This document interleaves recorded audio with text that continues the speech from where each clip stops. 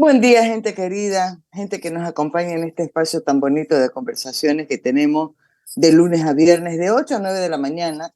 Pero miren ustedes, hoy estamos comenzando un poco tarde, no tanto por mi culpa, por culpa de mi proveedor de internet, pero no sé qué ha pasado. No tengo internet, estoy usando el del teléfono celular, que es de otro proveedor. Pero bueno, acá estamos, aunque sea tardecito, pero estamos aquí este viernes 27 de octubre de 2023. Tengo el gusto de conversar esta mañana con Emilio Martínez. Emilio es escritor, lo conozco de muchísimos años, ha escrito varios libros ya, pero uno de los más nuevingos, recién salido del horno, es este de aquí. No lo he podido terminar, pero les cuento que ya no más desde el comiencito he comenzado a marcarlo, el pobre librito, con mi mango. Querido Emilio, buen día, ¿cómo estás? Querida Maggie, un placer estar aquí en tu espacio después de tanto tiempo. Va a ser un gusto conversar sobre este nuevo hijo de papel. Mira, en primer lugar, mil disculpas por los inconvenientes porque nos hemos atrasado 10 minutos acá, pero aquí estamos. Emilio, has publicado este nuevo libro, ya ha sido presentado, como siempre, Editorial El País, el sellito aquí, ¿ah? Los 5 mitos de octubre. Los datos desmienten el relato oficial sobre la guerra del gas. Y me he dado el trabajo, por supuesto, luego vamos a ir, en el índice están perfectamente identificados esos 5 mitos. Lo primero que quiero que me digas es cómo surgió la idea de hacer, cuándo surgió, cuánto tiempo has tardado en hacer este libro, que quiero que la gente sepa también que no es que estás hablando lo que vos suponés, te has dado el trabajo de buscar información y tenés documentos, ya nomás leyendo el primer capítulo, que los periodistas deberíamos de tenerlo a mano también. Sí, bueno, es un libro que tiene un anexo documental bastante voluminoso, como podrás ver. Eh, Siempre había tenido la idea, siempre había tocado lateralmente el tema de octubre en otros libros anteriores, desde Ciudadano X, que es del año 2008, por ejemplo, ¿no? Eh, Pero bueno, siempre tenía la idea de que tal vez en algún momento iba a tener que dedicarle un libro específicamente a este tema, que evidentemente lo merece. Y ha sido a partir de inicios del 2018, cuando se da este proceso en la corte de Fort Lauderdale, en Estados Unidos, Mm, esta demanda civil ah, contra Gonzalo de Sánchez de Lozada. Primero me pareció que la información que nos estaba llegando a Bolivia de todo este proceso era muy poquito, ¿no? Que era muy poco. Y conociendo el volumen de indagaciones que hay en los procesos en las Cortes de Estados Unidos, sobre todo en materia técnica, en materia pericial, me dije, aquí hay una beta de investigación que sería interesante conocer mucho más. ¿Ah? Sobre todo teniendo en cuenta que, bueno, este era un proceso que se daba fuera de la justicia boliviana, fuera de toda la contaminación política que sabemos que tiene la justicia boliviana, y por lo tanto era fácil deducir que de ahí se podía lograr extraer algo de datos más objetivos sobre estos casos. ¿Ah? Entonces, creo que de ahí viene un poco la génesis del libro, con esas ganas anteriores que ya tenía, obviamente, de inicios del 2018. Y de ahí, bueno, tratar de ir viendo cómo ir consiguiendo expedientes que obviamente están en inglés, son muy voluminosos. He tenido mm. que comer muchas páginas, traducir muchísimo para lograr, por ejemplo, lo que habrás visto en el primer capítulo del libro, que es el que tiene que ver justamente con los peritajes balísticos de David Exacto. Gates, ¿no? Después en sí, ya el tema de la redacción del libro es de este año, ¿no? Después de una acumulación previa, ya este 2023 he estado dedicado a armarlo, darle forma, terminar de definir cuáles eran los 5 mitos, pensando en tópicos que se han repetido una y otra vez sobre octubre de 2003, yo creo que de una forma un tanto acrítica, ¿no? Y el propósito era precisamente era contrastar esos tópicos o esos mitos con datos técnicos, datos más objetivos posibles de lo que se pudiera, o lo que se pudiera contar. Y así, bueno, van haciendo este libro, eh, que, bueno, como decía recién, por una parte, eh, reviso pericias balísticas y forenses que se hicieron en la corte de Fort Lauderdale. Hay también documentación que no se había visto, que yo sepa hasta ahora en prensa, de tribunales de Bogotá, documentación de la Fiscalía Nacional de Colombia, en lo que respecta a la participación del ELN de Colombia en Bolivia en ese año 2003, por ejemplo. Hay cruces de informes de inteligencia entre Bolivia, Colombia, Perú, Argentina. Eh, por eso, como vos bien decías al principio, no es que he escrito mi opinión simplemente, sino que es un intento de aproximación. Sabemos que la objetividad absoluta es imposible, pero un intento de aproximarnos a una verdad un poco más dura que lo subjetivo simplemente. Yo creo que es por demás valioso lo que estás exponiendo en este libro. ¿Sabes por qué, Emilio? Porque todos sabemos cómo ha marcado octubre de 2003, ¿no? Yo lo que quiero más bien es precisamente eso, ya que vos tenés toda la información. Es más, aquí mismo en el índice, en la presentación y en los comentarios, está ese hecho, ¿no? El peso que tuvo el relato que se construye desde octubre de 2003 para todo lo que ha venido sucediendo.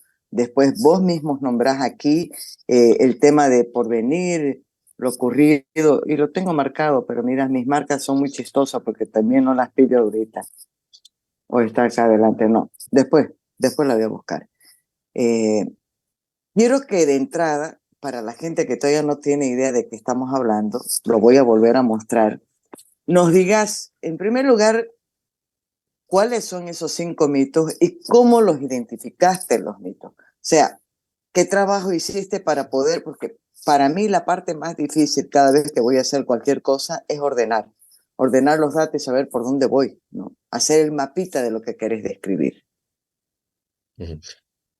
Sí, sobre lo primero que estabas diciendo, antes de entrar en sí a los 5 mitos, yo considero que el relato oficial sobre octubre de 2003 es la piedra fundamental, es la piedra basal de toda una narrativa que después nos ha envuelto durante 20 años, y es una narrativa que después se ha usado el mismo tipo de distorsión, los mismos procedimientos para tratar de vendernos una interpretación de los hechos como bien decía, en Porvenir en Pando en 2008, en el Hotel Las Américas en el 2009, Sencata y Sacaba y toda la narrativa sobre el supuesto golpe de Estado del 2019. Eh, es lo mismo, y de alguna forma, si bien en octubre de 2003 eh, se podía haber interpretado la cosa con más ingenuidad, si se quiere, o con mucha más buena fe, creo que ahora, después de haber pasado todo lo que ha sucedido en el país en estos últimos 20 años, creo que podemos abordar la mirada de octubre ya con más experiencia y sin tanta ingenuidad. Por dar un pequeño ejemplo de lo que estoy tratando de decir. Muchas veces se ha dicho que Evo Morales en octubre no tuvo protagonismo, porque de hecho estaba de viaje, fue a recoger un premio con Muammar Gaddafi a Libia. Bueno, veamos qué es lo que ha pasado a lo largo de su gobierno o régimen, y vamos a encontrar un sinfín de casos cuando el país estaba al borde de un grave conflicto violento se procedía a enviar al presidente Morales de viaje internacional, ¿sí? Bueno, eso quiere decir que hay un procedimiento establecido, ya una especie de protocolo, y que al parecer en octubre ya se estaba aplicando, como una especie de resguardo a la figura a la que se quería terminar llevando a la presidencia. Bueno, ahora los 5 mitos en sí. Esto siempre será un recorte de la realidad, es decir, tratar de identificar pilares principales y concentrar el trabajo en ellos, pero me parece que eran los ejes en los que más ha insistido la narrativa oficial sobre octubre y por lo tanto en los que me concentré. Por supuesto que hay otros ángulos, hay otros posibles mitos, por ejemplo, el otro día veía que Evo Morales trataba de achacarle al presidente Arce haber sido parte de la supuesta extracción de 700 millones de dólares del Banco Central que habría hecho Goni antes de su fuga, ¿no? Bueno, creo que esa extracción de lingotes de oro del Banco Central es otro mito, pero bueno, no es algo que haya abordado en el libro. Lo anecdótico, lo interesante es que ya el relato de octubre está siendo usado ya como una especie de lanzadera para, para la interna del oficialismo, ¿no? Increíble. Pero vamos con esos 5 mitos, Emilio, porque creo que es importante. Primero, por supuesto, los voy a decir. El primer mito, genocidio de los militares. Disparos imposibles, decís vos. El segundo, protesta espontánea y pacífica, planificada y violenta con el ELN y las FARC. Que ahí quiero que me digas, mira vos, la presencia del ELN y las FARC data de mucho tiempo, ¿no? ¿Y cómo es posible que no hubiera ocurrido nada? O sea, no se habla de esto. No hay ni una sola acción que diga hay fuerzas irregulares extranjeras operando en el país, que yo sepa, no. Tercero, el convoy de la muerte, los mapas dicen otra cosa. Cuarto, Perú era una buena opción para exportar el gas. El gobierno peruano negó toda cooperación, o sea, era falso que era una buena opción. Y Goni fue intransigente, es otro de los mitos. El gobierno hizo repetidos esfuerzos de diálogo saboteados por los insurrectos. Vamos con el primero, el genocidio de los militares, lo que se afirma que ocurrió. Perfecto. Bueno, lo que se afirma que ocurrió es, bueno, primero se ha usado ese término de genocidio, que no es técnicamente aplicable para nada a lo que sucedió, donde, según estas versiones, los militares salieron a la calle a buscar intencionalmente víctimas civiles. Así lo ha dicho el hasta ahora canciller Maita, que creo que ya es consejero o magistrado de la CAN, ha dicho que intencionalmente buscaban las bajas civiles. Bueno, lo que he hecho ha sido contrastar este mito con el peritaje de David Katz, que es uno de los mayores peritos en materia balística del planeta. Para que te tenga una idea, David Katz, además de haber sido consultor senior durante muchos años de la DEA y del FBI, es, por ejemplo, quien quien elabora el protocolo para los chalecos antibala de la DEA, para que tengamos una idea de quién estamos hablando. Entonces, David Katz es uno de los peritos en la corte de Fort Lauderdale. Él hace un viaje a Bolivia y él investiga in situ en los lugares donde se producen los disparos y las víctimas fatales. Él audita todos los casos que se llevaron a Fort Lauderdale y él dictamina, después de muchos estudios que están en el libro, aparte yo haber sintetizado y traducido buena parte de estos estudios en el capítulo 1, en los anexos he incluido el peritaje completo de David Katz, en inglés, por supuesto, pero para quien quiera tomarse el trabajo de estudiar un poquito más, esto está íntegramente. Y lo que encuentra Katz, lo que él dictamina, es que estos disparos, en los casos que él audita, era imposible que provenían de las Fuerzas Armadas, del ejército, por varias razones. En parte por el emplazamiento porque las Fuerzas Armadas estaban en un lugar muy lejano a donde se produce esa víctima mortal. A veces habían obstáculos físicos demasiado grandes entre el emplazamiento y la víctima. Estamos hablando de edificios de por medio, o de muchas casas de por medio, de varias cuadras de distancia. El emplazamiento como primer factor. Otro factor son las trayectorias de los disparos. Hay víctimas donde el ejército está en una parte muy baja y el caído, es asesinado en una planta alta de un edificio de 4 pisos, pero donde el disparo es descendente.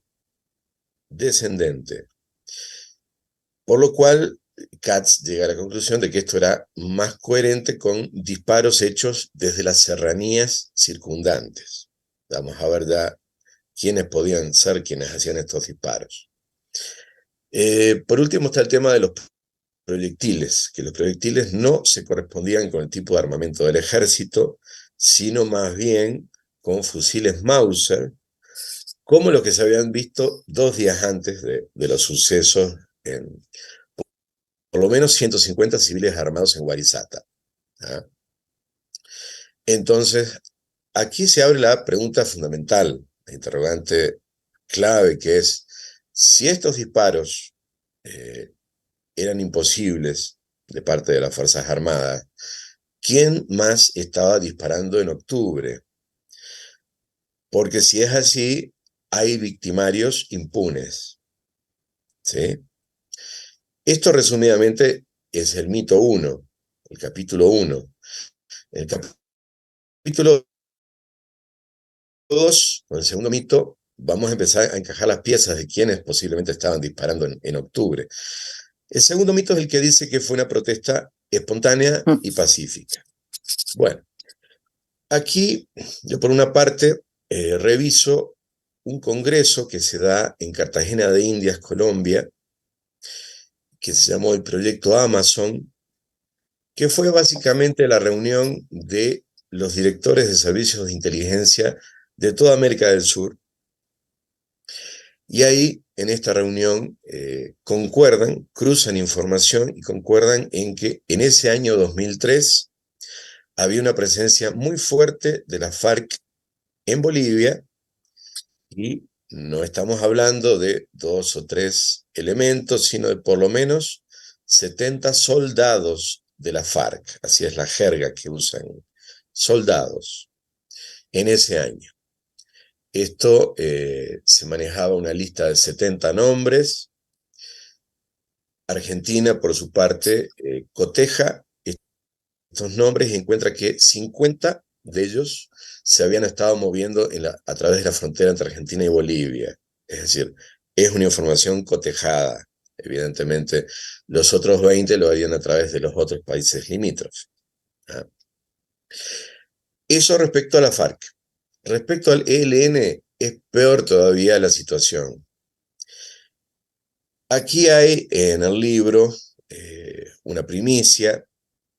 Yo no he visto en ninguna otra parte antes, que son estos documentos de la Fiscalía Colombiana.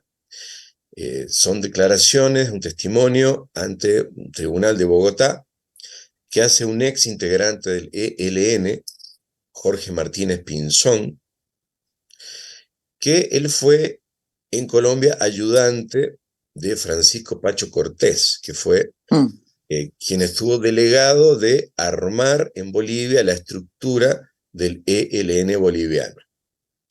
¿Y qué es lo que dice Martínez Pinzón? Bueno, dice que en noviembre del 2002, estamos hablando de 11 meses antes de lo que iba a pasar en Bolivia, se da una reunión del alto mando del ELN en Aguachica, Colombia, y ahí Cortés da su reporte de cómo va el proyecto Bolivia, ¿sí? Y aquí voy a citar textual lo que dice Martínez Pinzón. El proyecto va bien, aparte del recurso de la coca, así lo dice en su jerga, y era el recurso en el que estaban entrando en el narcotráfico, evidentemente. Va a haber otro recurso porque el gobierno quiere exportar gas a través de Chile. Entonces se va a movilizar a las masas en protesta y se va a procurar tumbar al presidente. Esto dicho en noviembre del 2002, en una reunión del alto mando del ELN en Colombia. ¿Sí? Bueno, esta estructura que estaba armando el ELN en el país era mucho más grande que la de la FARC. Si bien el núcleo principal era de 34 guerrilleros combatientes, alrededor de ese núcleo había toda una estructura de apoyos logísticos, de seguidores, etcétera, que llega a más de 500 personas. ¿Sí? Un listado que envía Colombia a Bolivia, que incluye una buena parte de esos apoyos logísticos, seguidores, incluye a varios altos dirigentes cocaleros de Chapare, por ejemplo. ¿Ah? Bueno, entonces, Una consulta, ¿esa lista fue enviada a Bolivia cuándo, Emilio? por Colombia en el año 2003, en el mismo 2003. Antes de todo. Antes de todo, porque digamos que Cortés es detenido en abril de 2003. Podemos decir que la cúpula fue detenida meses antes de lo que iba a pasar, pero si tenemos una estructura de más de 500 personas, lo más lógico es pensar que gran parte de esa organización seguía en marcha. ¿Ah? Y bueno, creo que lo de la protesta espontánea, con estos datos, se cae bastante. ¿Ah? Lo de pacífica, bueno, tenemos evidencia de disparos que no pudieron haber sido hechos por las Fuerzas Armadas. Una parte puede corresponder a aquello que confesó en su momento Felipe Quispe-Malcu, que dijo públicamente que para el 2003 habíamos activado los cuadros armados del EGTK, pero también creo que se abre la probabilidad muy grande de que FARC y ELN estuvieran detrás de parte de estos disparos. El tercer mito, que es el que tiene que ver con el llamado convoy de la muerte, considerado el incidente central de la narrativa oficial de octubre, que es esta caravana de cisternas de gasolina que va a abastecer desde la planta de Sencata a la ciudad de La Paz. Recordemos que estaba cercada, estaba desabastecida de combustible. El gobierno inicialmente le pide a los choferes civiles de cisternas si pueden traer combustible desde Sencata a La Paz. Y lo que está registrado es que los choferes civiles dicen no porque tememos por nuestra vida. ¿Sí? Evidentemente, no estaban temiendo que los militares o los policías les fueran a hacer algo, temían por su vida porque había otra fuerza letal presente en el alto. ¿Sí? Y por lo tanto, la decisión de resguardar esta caravana era una decisión lógica. Bueno, ¿a qué me refiero con que los mapas dicen otra cosa? Bueno, se ha atribuido a esta caravana el grueso de las muertes que se suceden en estos hechos de octubre. Yo me he tomado el trabajo de cotejar certificados de defunción y protocolos de muerte, ¿ya?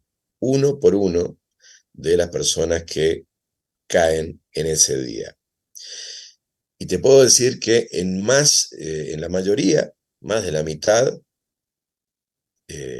estaban demasiado lejos de la ruta de la caravana. No pueden haber tenido ninguna relación. Por ejemplo, un gran porcentaje se da en Río Seco, o sea, lejísimos. Después hay muchos otros que suceden a varias cuadras. Hay un solo fallecido que está registrado en las afueras de la planta de Sencata, efectivamente. Y después hay un porcentaje de fallecidos donde no consta con claridad el lugar. Pero de entrada, está claro que más de la mitad de las personas que fallecen en esa jornada no caen en el entorno del convoy de combustible de la llamada caravana de la muerte. ¿Ah? Lo que nos lleva una vez más, si había gente que estaba cayendo con disparos en zonas alejadas del Alto, ¿quién más estaba disparando en esa jornada? ¿Sí? Ya para tratar de componer esto, porque desde el poder se empieza a ver en el 2013 que no cerraba justamente el mapa de los caídos con la caravana, se lanza una teoría que en ese momento lo hace Maita, de que no fue un convoy de la muerte, fueron tres, ¿ya? Y ya se empieza a hablar de otras rutas, pero se incurre en contradicciones y en absurdos, como decir que una de esas caravanas no transportaba ni una sola gota de combustible. Al final, esa narrativa experimental que se usó en el 2013 es archivada y nunca más la hemos escuchado porque habría más preguntas de las que resolvía para esa Mm. historia inicial, justamente. Eh, bueno, no sé si tenías alguna pregunta o paso al cuarto. No, anda pasando. Sí, voy a seguir pensando. En primer lugar, que es bueno que la gente que nos está escuchando sepa que cada una de las cosas que estás diciendo está respaldada en documentación que has logrado. Por ejemplo, en el tema este que has marcado y me lo he anotado, el tema de los núcleos que operaban en Bolivia y sobre todo las declaraciones de este señor Jorge Martínez Pinzón ha sido tomada. Este hombre se ha dado el trabajo de buscar incluso información que no está aquí, además de la de Estados Unidos, es esta de Colombia, porque has tenido que ver el expediente del proceso que se siguió, perdón, luego de la detención de Cortés. Ahí lo que me llama la atención, Emilio, y después si querés lo anotás, porque no quiero desviarme, quiero que termines de narrar, es cómo es posible que conociendo este informe, la alerta que le dan desde Colombia, con nombres me imagino y todo, no se hubiera hecho nada. O sea, ¿cómo llegamos definitivamente al desenlace de octubre de 2003 si ya habían elementos de conocimiento de niveles del gobierno de que algo se estaba gestando? ¿No? Eso es lo primero, pero después lo vamos a hablar. Te toca comentar el cuarto mito. Perfecto. Bueno, y acoto que todo esto está en el libro, es decir, la Exacto. documentación de la Fiscalía de Colombia está en el caso de los caídos imposibles en relación a la ruta del convoy, está el detalle uno por uno también, y el lugar de deceso está detallado en el libro. El cuarto mito es el que dice que, bueno, Perú era una buena opción para la exportación de gas de Bolivia y por lo tanto no había razón por la cual insistir por Chile y eso simplemente era una forma de entreguismo del gobierno de entonces. Bueno, a ver, hay muchos estudios técnicos, algunos están citados en el libro, que demuestran que económicamente era inviable por, por Perú, era muchísimo más caro, pero además de lo económico y técnico, políticamente Perú no tenía ningún interés en que esto sucediera y de hecho la administración de entonces, que era la de Alejandro Toledo, hizo todo lo posible para que no pasara, porque el gas boliviano era la competencia del gas peruano de camisea. ¿Ah? Y después de octubre de 2003, bueno, Perú se convirtió en un gran exportador de LNG, de gas licuificado. En cambio, Bolivia hasta ahora nunca logró hacerlo.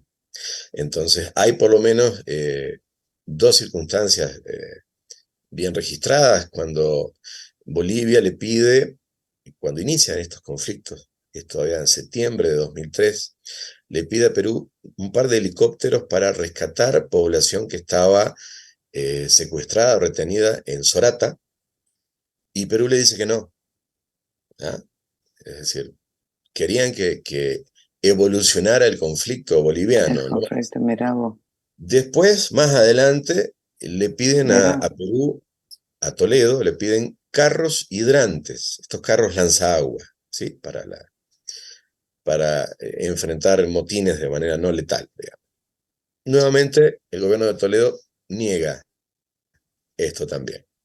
Entonces, políticamente Perú no era la salida, tampoco lo era en lo económico. En cambio, al lado de Chile, algo que tal vez no se ha hablado lo suficiente, no es una primicia del libro, pero creo que en prensa ha salido muy pequeñito, es esta zona de autonomía boliviana que iba a tener el país para la exportación en Chile. Es decir, se iba a crear un polo portuario y petroquímico donde iban a regir las normas bolivianas. Incluso iba a estar la policía boliviana. El único rubro normativo donde Chile se reservaba aplicar sus leyes era el tema ambiental, porque tenían miedo de derrames de crudo en el océano y que eso los afectara. Después esta zona iba a ser totalmente autónoma de Bolivia. Yo me pregunto si esto no habría sido una forma de acercarnos mucho más a la condición de mediterraneidad que toda esta retórica del gas por mar que vino después y que creo que no logró absolutamente nada. Bueno, ese es el cuarto mito. El Mira, quinto, solamente un paréntesis ahí. Le hice una entrevista el lunes a Raúl Velázquez de la Fundación Jubileo, que ha hecho todo un informe sobre la situación de los hidrocarburos y por supuesto ahí ha hecho un análisis de todo lo que sucedió para que estemos en la situación que estamos, ¿no? Y uno de los puntos muy bien abordado es precisamente este tema de el no haber consolidado ese negocio de la exportación de gas a través de Chile, todo lo que ello implicó para el país. Pero bueno, eso es materia de otra charla. Seguí, por favor, Emilio. sí, porque además de haber concretado este negocio, Bolivia pasaba a otro nivel de la exportación gasífera, que es ya el club exclusivo de los países importadores Definitivamente, del LNG, es otra cosa. Y definitivamente. la corriente de inversión que habría traído el país hubiera sido otro tema. Eh, No estaríamos en este momento sin reservas gasíferas, por ejemplo. Pero bueno, pasemos al quinto, que es el que dice que Goni fue inflexible, que fue intransigente. Bueno, ahí he ido una vez más a revisar documentación y lo que se encuentra es que los esfuerzos gubernamentales de diálogo, de negociación, fueron primero muy tempranos y muy sostenidos a lo largo de todo el 2003. Tenemos, por ejemplo, en abril de 2003 hay un intento de diálogo que era con mediación de la Iglesia Católica, donde se buscaba un pacto social, se decía, y donde Evo Morales se autoexcluye. Se autoexcluye porque el gobierno en la Convención de Viena, que es la que tiene que ver con estupefacientes, ¿no? Eh, ratifica el tema de la erradicación de cocales excedentarios. Entonces Evo Morales se sale de este diálogo y dice textualmente, no, con esto de Viena el diálogo se fue al tacho, ¿no? Entonces ahí tenemos un primer momento. Ya en la coyuntura que se analiza en el libro, ya en septiembre, desde el 5 de septiembre está asentado en un montón de cartas que va enviando el gobierno a la CESUTCB, a la COR del Alto, etcétera, pidiendo diálogo constantemente. Y aquí hay que remarcar sobre todo el esfuerzo permanente que hace el entonces ministro de Asuntos Campesinos e Indígenas, que era Guido Chelelo Áñez, ¿no? Constantemente pidiendo diálogo, y esto era siempre seguido por una especie de ultimátum del Malcu, era como chocar contra una pared, pero sin embargo se seguía pidiendo el diálogo una y otra vez. El 1 de octubre el gobierno ofrece el repliegue de militares, se sigue sin poder entablar el diálogo. Días después el gobierno por segunda vez ofrece el repliegue de militares y sin embargo seguía radicalizándose el movimiento, lo que yo creo que demuestra que la radicalidad y la intransigencia estaban en otra parte, ¿sí? Y el lector va a poder encontrar toda una cronología del diálogo y todos estos esfuerzos que se hicieron, que incluso culminan el 12 de octubre en un convenio que se firma en la residencia de San Jorge en la noche entre el presidente, la COR del Alto, la FEJUVE del Alto y la Federación de Gremiales de esa ciudad, que era para ir a una consulta sobre el gas. Pero ya en esa jornada estaba sucediendo este tema de la cisterna y estas muertes extrañas que suceden en gran proporción fuera de la ruta del camión, de los camiones, y esto ya lleva las cosas a un salto cualitativo en la radicalidad, y ese convenio quedó un poco invisibilizado, y ya en los días siguientes ya lo que venía era lo que decía Rufo Calle: hay un plan para tomar el Palacio Quemado, y bueno, ya todo desembocó en lo que todos conocemos, que fue la renuncia de Sánchez de Lozada. Claro que si uno va atando cabos, todo tiene sentido, ¿no? Toda esta negativa a poder avanzar o llegar a un acuerdo para superar el conflicto tiene que ver con todo lo que ya estaba organizado desde el año pasado, ¿o no? Claro.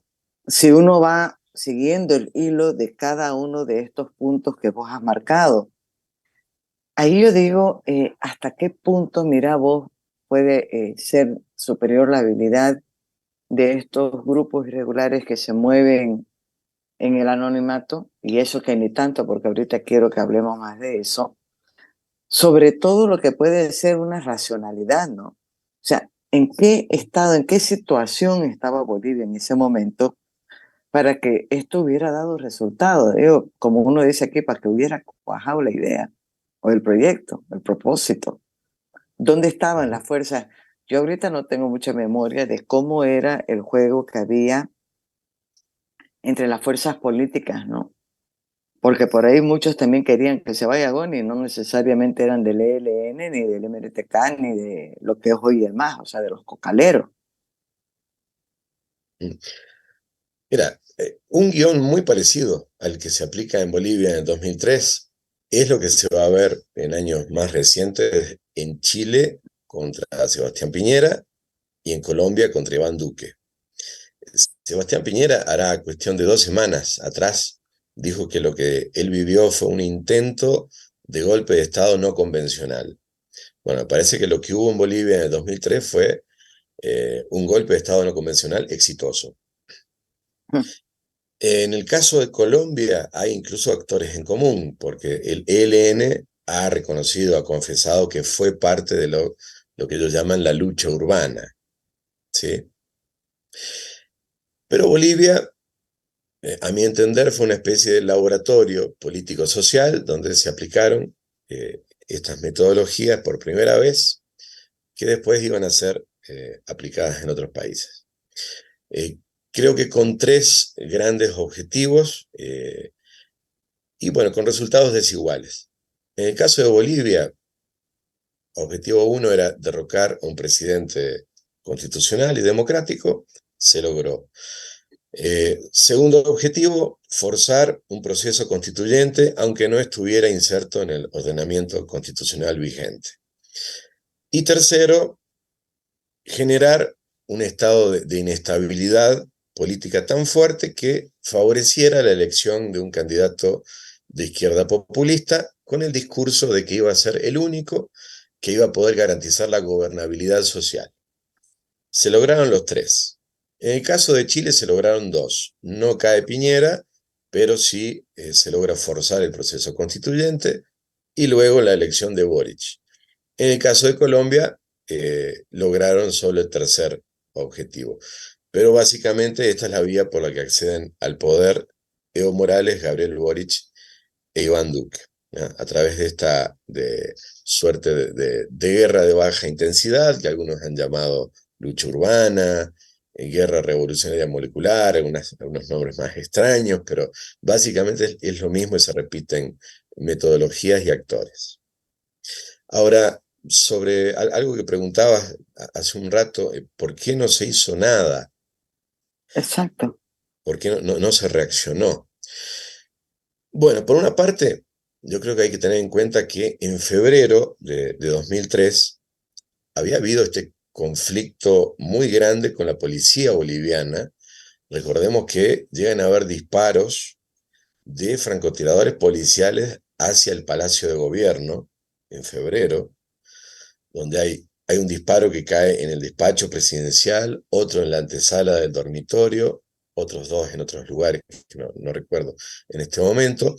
Hay una investigación de la OEA posterior y la OEA dice esto fue una insubordinación inconstitucional de las fuerzas policiales y estuvo en riesgo la vida del presidente. Bueno, a partir de febrero, yo creo que quedó neutralizada la policía boliviana como un factor de confianza para el gobierno nacional.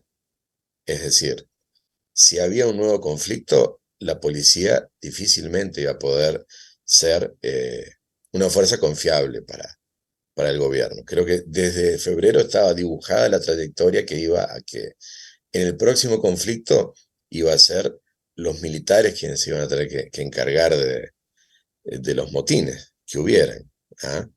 Entonces, por ahí creo que tenemos parte de la respuesta, es decir, la policía ya estaba un tanto fuera de juego desde febrero. ¿Sí? Y después, bueno, obviamente, ya a nivel político, no se ha evaluado este riesgo con la seriedad que tenía. ¿Ah? Eh, Ahí podían haber varios actores jugando juegos distintos. Si bien el apoyo en el Parlamento era ampliamente mayoritario, una diferencia que yo encuentro que no hubo en los casos de Chile y Colombia, por las que no se logra derrocar al presidente, es que no había un vicepresidente dispuesto a jugar este juego. ¿Ah? Y en Ajá. Chile, en Chile y en Colombia hay muchos fallecidos en esta lucha urbana, es decir, no era que se tenía que ir sí o sí el presidente por todo esto que ha pasado, el presidente termina su mandato constitucional en esos casos y hasta ahora se está investigando, hay sancionados en los mandos policiales, militares, etcétera. Seguramente van a seguir los procesos contra Piñera, contra Iván Duque, pero el presidente cumplió su mando constitucional. En ninguno de los casos, en medio del conflicto, le renunció un vicepresidente con el obvio objetivo de colocarse como carta sucesoria, ¿no? Entonces, han habido varios juegos. Ha habido radicalidad, evidentemente. Ha habido una estrategia de otros sectores ya predefinida de tumbar al presidente. El mismo Evo, en el 2002, a poco de ser elegido Sánchez de Lozada, decía, hay que tumbar al gringo. O sea, había subido hacia 2 meses a la presidencia, ya estaba diciendo eso, pero de parte de otros actores políticos ha habido cálculo, por supuesto. Estamos hablando de Carlos Mesa, que era el vicepresidente, ¿correcto? Correcto, es decir, posiblemente sin esa renuncia, que, bueno, quedó un poco en la nebulosa, porque si era una renuncia real, no podía suceder al presidente, diremos que fue un intento de renuncia. Sin eso, posiblemente, tal vez habrían logrado los otros dos objetivos, pero bueno, Sánchez de Lozada habría completado su mandato. Seguramente se habría llegado a esta consulta sobre el gas, que era lo que se había acordado finalmente el 12 de octubre con las organizaciones sociales. Y bueno, nos quedará la duda siempre si habría podido salir por Chile o qué habría pasado con ese proyecto. Ahora, claro, vos estás observando, ¿no? Fue un laboratorio y dio resultados. Estoy pensando que lo mismo se señaló en su momento cuando surgió el tema de la guerrilla del Che, en Ancahuazú. También era un intento, un laboratorio, pero eso fracasó. Y ahí sí las fuerzas militares fueron determinantes. Estoy tratando de hacer un parangón con todas las diferencias que hay, por supuesto, por el tiempo transcurrido, lo que era Bolivia, en fin, todo, ¿no? Pero haciendo una relación. ¿Y por qué?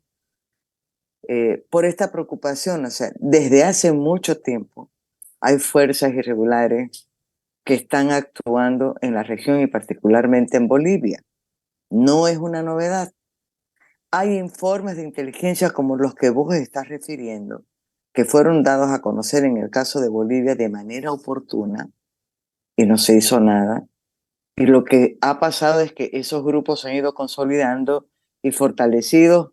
Uno no lo puede desvincular con el negocio del narcotráfico, Emilio. Claro, claro que sí. Si hablamos, por ejemplo, del ELN o de la FARC, son narcoguerrillas, evidentemente están relacionados con ese negocio. Ahora, como bien vos decías, desde mucho antes, desde el tema de las guerrillas, geopolíticamente a Bolivia se la vio desde la izquierda más radical, desde la izquierda autoritaria, se la veía como, bueno, una región corazón del continente de Sudamérica que podía servir como plataforma para extender, en ese momento se hablaba de extender la revolución a países vecinos, a países más grandes, de ahí viene la guerrilla del Che. Un poco de esto ha quedado seguramente en esa cosmovisión de extrema izquierda, pero ahora ya entroncado con otra cosa, que son las grandes estructuras de narcotráfico, que en América del Sur primero surgen en Colombia, después cuentan con la tolerancia en Venezuela del régimen chavista y que, bueno, en Bolivia también crecieron mucho en las últimas 2 décadas.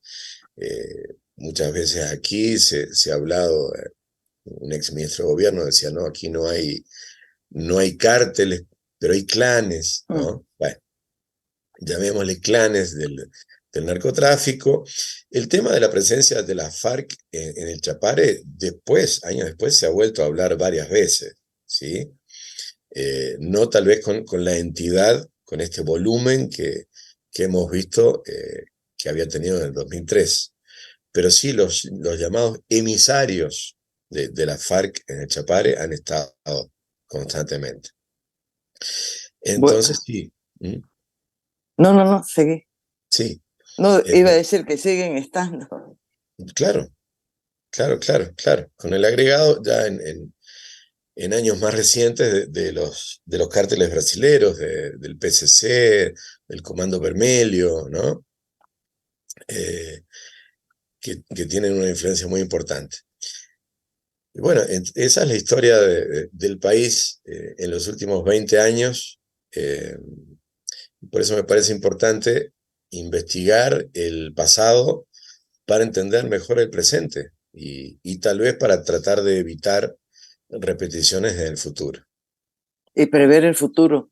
Ya se dice que quien no conoce la historia, su historia está condenada a repetirla, ¿no? Y yo veo eso de manera recurrente en lo que está ocurriendo ahorita en Bolivia.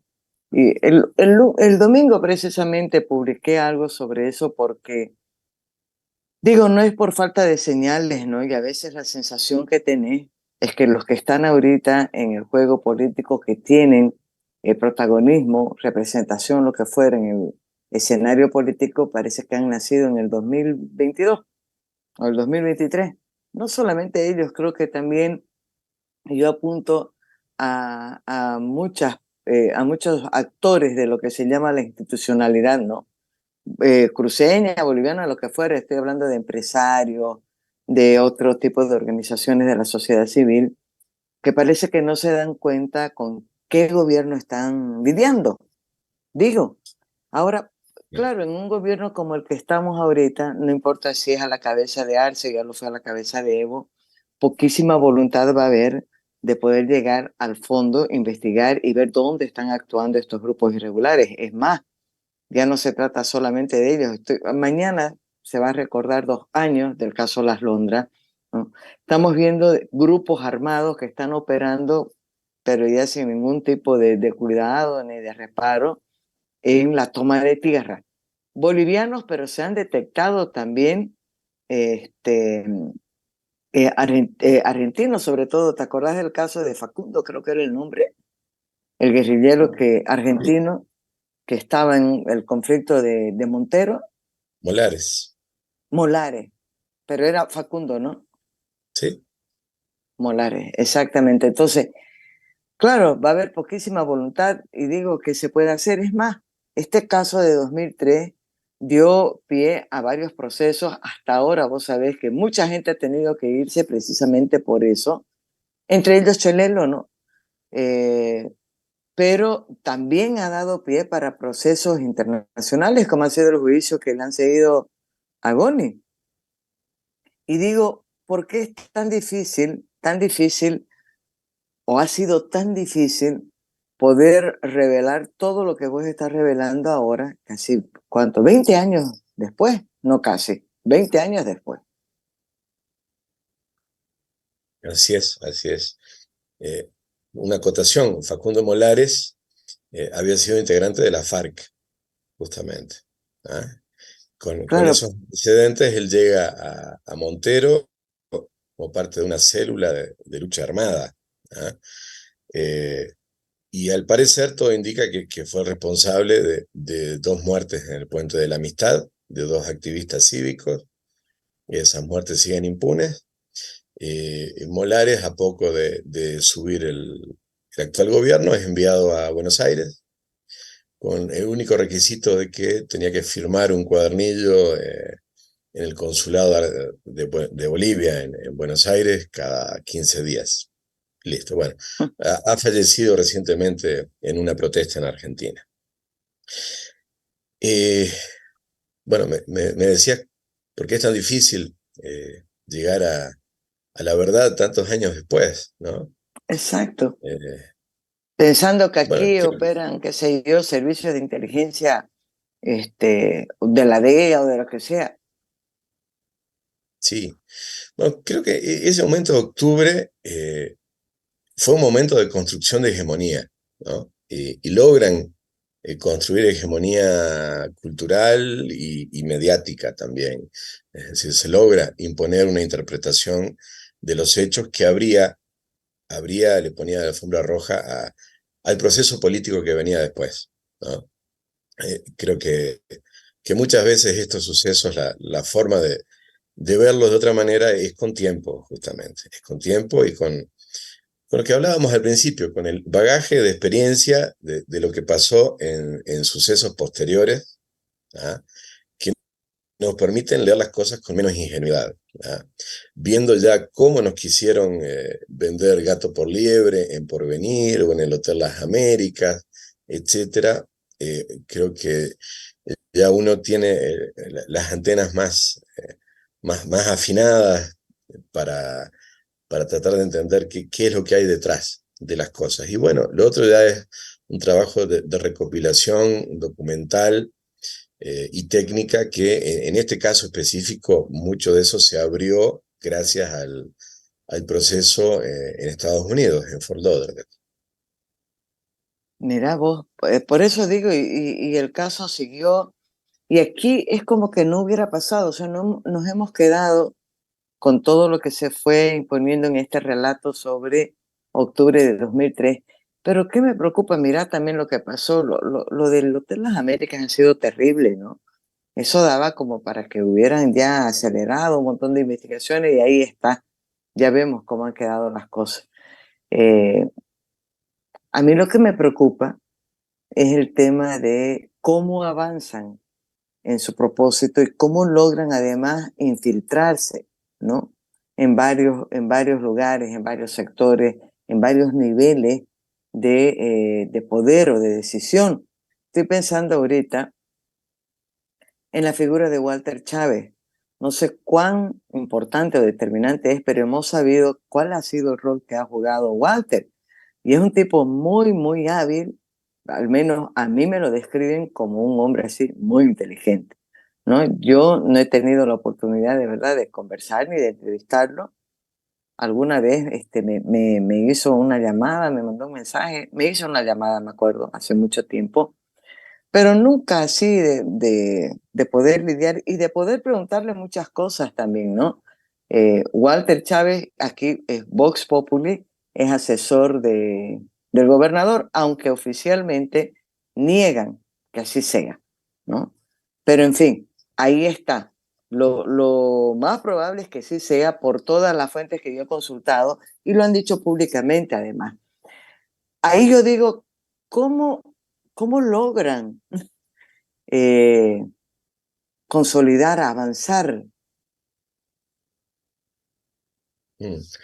Sí, en relación a lo primero que decías sobre las Londras, esta ocupación de territorios violenta, con grupos armados, y que es lo Exacto, mismo que estamos viendo ahora, ocupando territorios en los parques nacionales, en las áreas protegidas, y creándonos una crisis ambiental, no solo a nivel cruceño, a nivel nacional.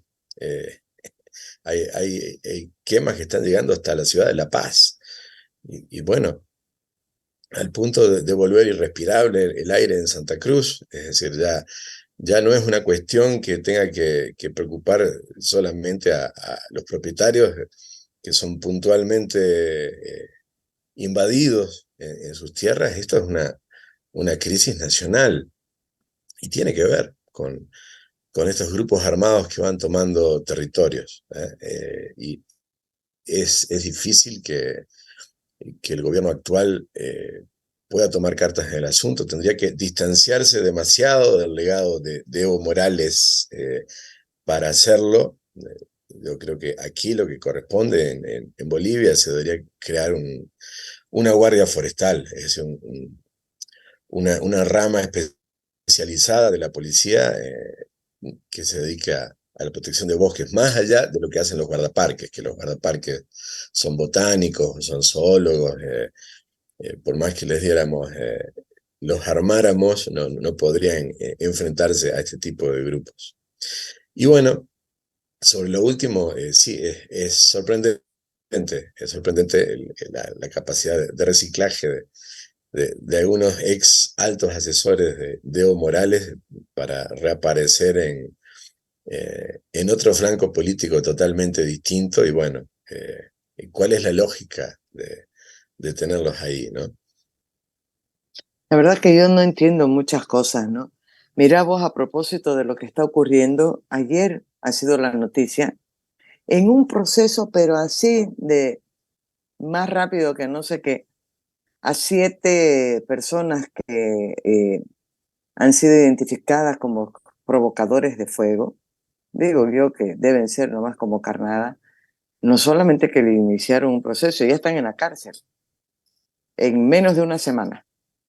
El tema de las Londras, querido, mañana cumple 2 años y bueno, hay 5 identificados, procesados, no hay hasta ahora inicio de juicio oral, le han dado medidas sustitutivas, ¿no? Están en libertad con supuestamente detención domiciliaria, pero sin escolta. O sea, siguen operando porque se los han vuelto a encontrar con fotos, con videos y todo en la toma de otros predios.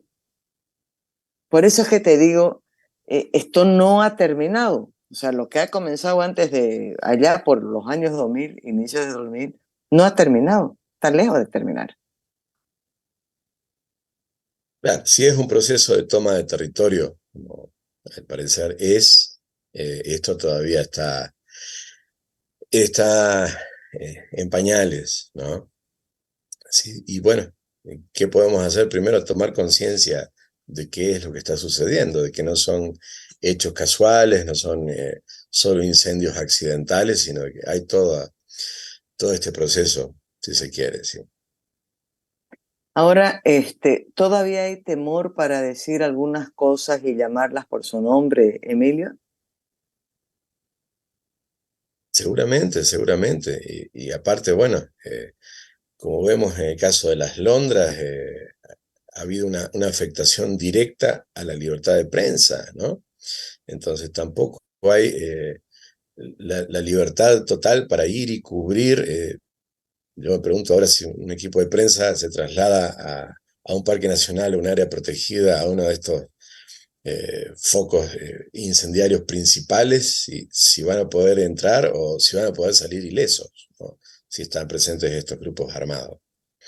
Entonces, primero bueno, para saber qué está pasando, tiene que haber esa libertad de movilización de la prensa, justamente. Claro, imagínate acá, como dicen, vienen repitiendo, hay una tormenta perfecta, ¿no? Porque no es solamente eso. Los medios están enfrentando serísimos problemas económicos que también les restringe, o sea, la piensan 5 veces, no solamente porque ponen en riesgo la vida de sus trabajadores, no solo porque eso significa plata también, sino por las represalias que puede tener el medio por estar investigando estas cosas que van a tener una relación directa con el gobierno. No importa, yo remarco si es Evo o es Arce, más allá de la pelea que hay. Has visto además, ¿no? Ya no se dicen hermanos, se dicen narcos entre ellos, y están sacando en el caso del ex ministro Carlos Romero muchísima información que en cualquier otro país del mundo pues sería motivo para que el Ministerio Público actúe de oficio en esos casos. No, ni idea. Entonces, ahí es donde yo veo un problema, cómo salir de este embrollo si tenés en este momento un gobierno que tiene no solo afinidad, sino que alienta este tipo de acción irregular. Y estoy pensando sobre todo en ya la proximidad de las elecciones, no es nada lo que falta, ¿no? Para 2025, no es nada, ya se acabó 2023. Y no ves una articulación de fuerzas, una toma de conciencia de qué es lo que está ocurriendo. Y ahí yo te pregunto, vos decías, es importante conocer el pasado para poder interpretar qué es lo que ocurre en el presente, pero sobre todo para prever el futuro, qué es lo que queremos nosotros vivir. Seguir en esto, no, no sé. Entonces, ¿cuán importante puede ser, Emilio, lo que estás revelando en esta publicación? Y la voy a mostrar de nuevo la tapita. Por si acaso el libro yo lo he comprado en el Ateneo, no sé en qué otras librerías más habrá. Yo me lo he comprado en el Ateneo. Pero Está, ¿Mm? sí, sí, sí, por Está favor. en el Ateneo, en lecturas, Alma Mater, San Pablo y Liberland, que tiene un delivery, ¿no? Eso respecto a Ah, Santa esa ley Cruz. no la conozco.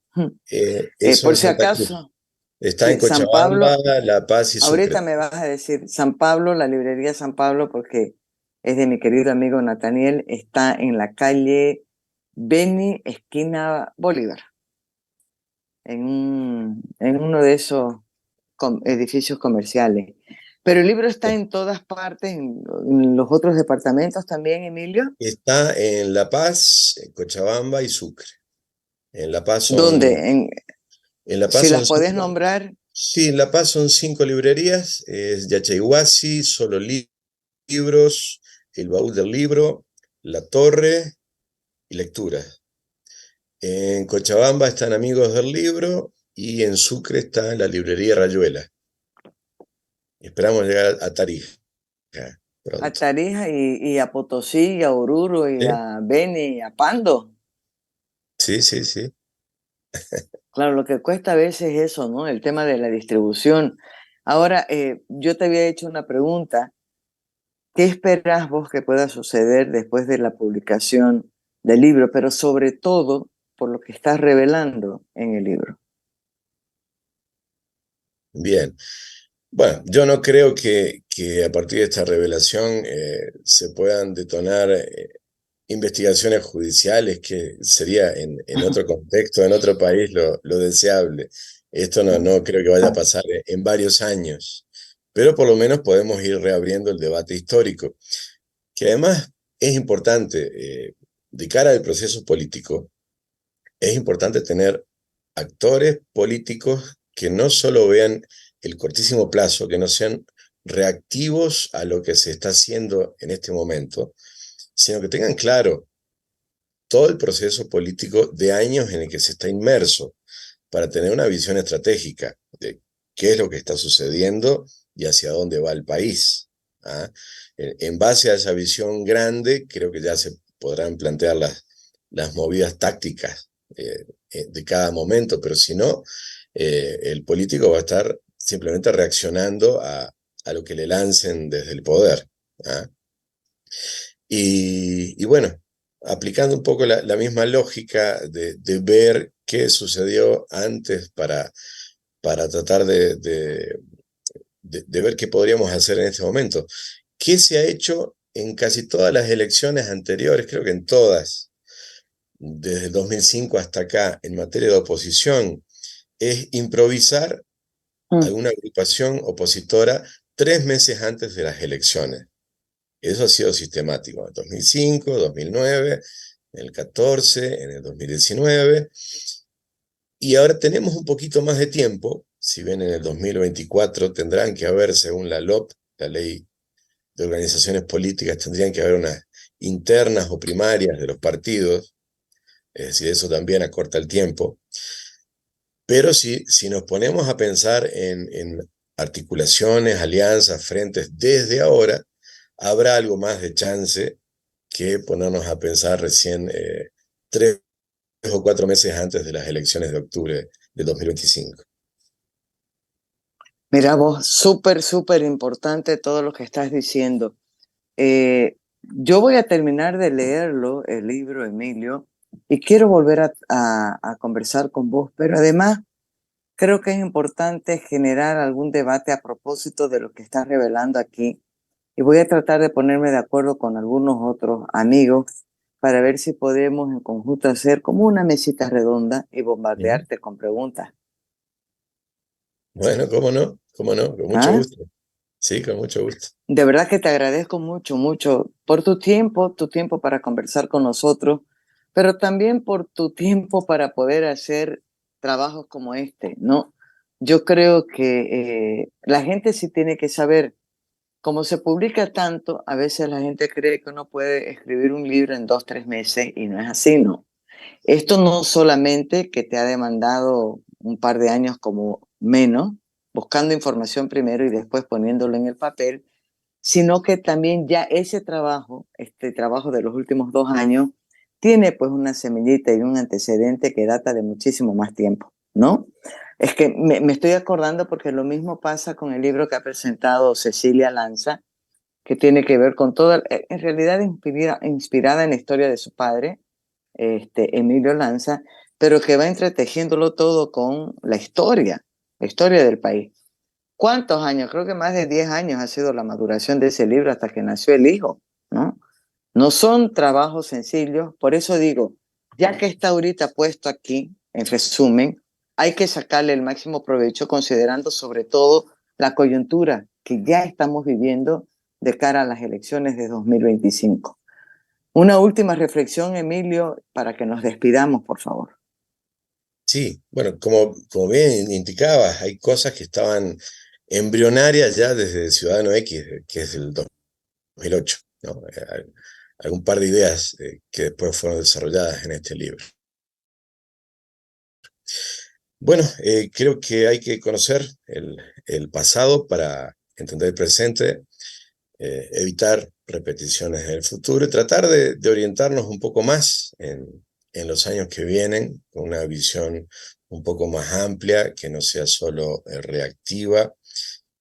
De ahí que es importante que, bueno, no solo el liderazgo político, que los ciudadanos en general conozcamos esto, donde además creo que se deja entrever una metodología de construcción de relatos o de narrativas, que después la vamos a ver en campaña electoral, la vamos a ver tratando de construir discursos engañosos que traten de mantenernos dentro de este proceso político. Entonces, esto que sea un aporte para fortalecer el pensamiento crítico de la ciudadanía también de cara a ese proceso. Miren ustedes que está el último componente de esta construcción, de este relato, como es el famoso tema del supuesto golpe de 2019, ¿no? Cuando todos sabemos que lo que hubo fue un fraude y una crisis provocada también por la renuncia en cadena absolutamente de todos los niveles de mando, o sea, generando un vacío de poder. Digo, mira vos cómo hay elementos que son súper, súper valiosos ahorita. Muchísimas gracias, querido Emilio. Un abrazo grande. Gracias a vos, Maggie. Un placer, un gusto. Desde Gracias. Santa Cruz hasta Samaipata, pero además recordar, Gracias. yo le he venido diciendo a Emilio, se cumplen mañana 2 años del caso Las Londras vergonzoso. No hay un juicio hasta ahora, ninguno de los directamente responsables e identificados está preso. Es más, algunos trabajadores de la prensa que estuvieron ahí, que fueron agredidos, secuestrados, amenazados de muerte, han perdido su fuente, su trabajo, ¿no? Su fuente laboral. Nosotros como Asociación de Periodistas de Santa Cruz estamos haciendo un pronunciamiento a las 10:30, tenemos una conferencia de prensa, pero esto sigue, digamos, es la Asociación de Periodistas a la cabeza de Roberto Méndez, con el apoyo de la abogada Raquel Guerrero, los que han permitido que este caso Las Londras no se muera, porque si no, hubiera quedado en nada, te cuento. Y también recordar a la gente, mañana tenemos programa de radio, no se olviden, y Marítima 100.9, Periodismo sin Photoshop. Beso hasta Samaipata, querido Emilio, abracito. Y a la Gracias, gente, no he Kiloy. podido, mira, a mí me gusta ir comentando lo que la gente pone, pero no he podido ir acompañando los comentarios de los que nos han acompañado en esta conversación porque he tenido que hacer la entrevista desde mi celular. No tengo señal ahorita en mi computadora. Chao, querido. Chao, chao, chao. Chao. Gracias, Davico.